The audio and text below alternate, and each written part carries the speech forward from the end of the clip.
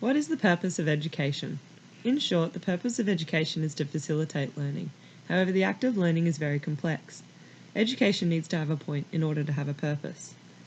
Gert Biester believes that the purpose of education is that students learn something, they learn it for a reason, and that they learn it from someone.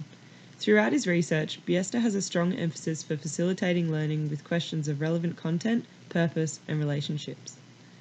The topic of educational purpose is complex because education is multidimensional with broad levels of meaning.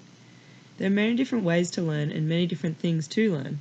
As humans, we can learn physical behaviours such as how to juggle, how to run, how to skip. We can learn social capabilities such as patience, forgiveness, and empathy. Or we can learn about things with more complexity such as quantum physics or aeronautical engineering. According to Biester, educational purpose can be broken up into 3 domains: qualification, socialization, and subjectification. Qualification relates to the knowledge and skills acquired by students throughout their education.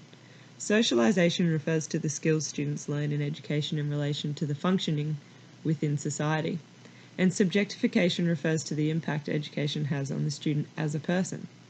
These 3 domains coincide with each other and all are impacted on no matter which one is being focused on. This is because even if teachers may only be trying to teach students one particular thing, they will still be impacting on them as persons because they are developing, functioning human beings. There are many current issues in education, including, for example, issues of equity, democracy, emancipation, and alternate pedagogies. My presentation will be discussing a topic related to the issue of equity within education.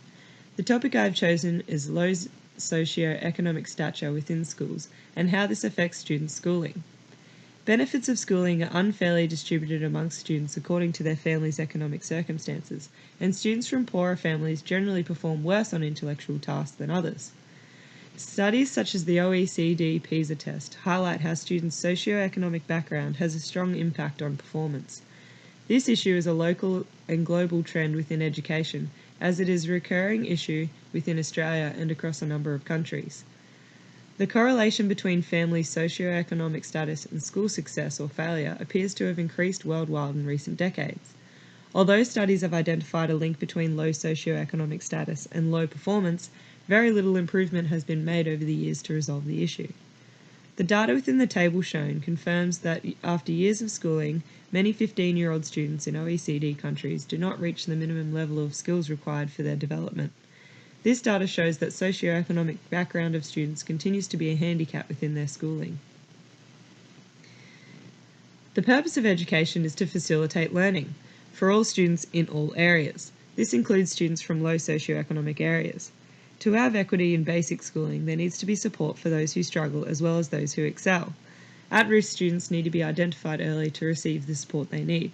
Schooling should be attractive for all students and not just cater to the academically inclined elite. Teachers have an important role within education because they are facilitating the learning of the students within their classroom. Teachers must build meaningful relationships with students and use educated judgments about what students need to progress in their learning journey.